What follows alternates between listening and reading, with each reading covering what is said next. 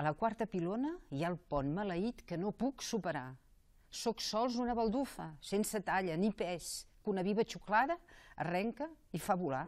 Són versos dedicats al primer telesquí que Francesc Viladomat va instal·lar al Pas de la Casa l'any 1957.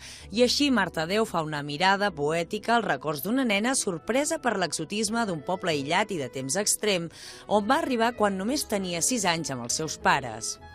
Des de nena, doncs, una nena que vivia una realitat finalment molt allunyada de tot, en un món molt fantasiós i que tenia per amics tots els elements naturals del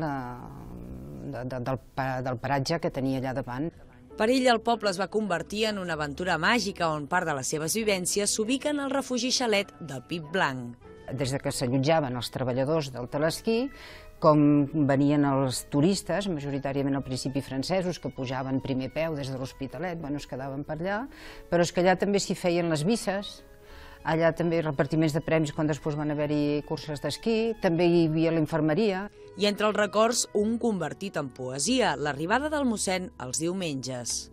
El mossèn ha arribat amb l'escarbat joiós d'en Camp o de Canillo, i pel vidre baixat de l'escolà, orgullós, faci fred o bon sol, sacseja la campana. Demà Martadeu passarà pel programa La Rotonda d'Andorra Televisió per descobrir més sobre aquest llibre que porta per títol provisional Pas de la Casa, menuda història.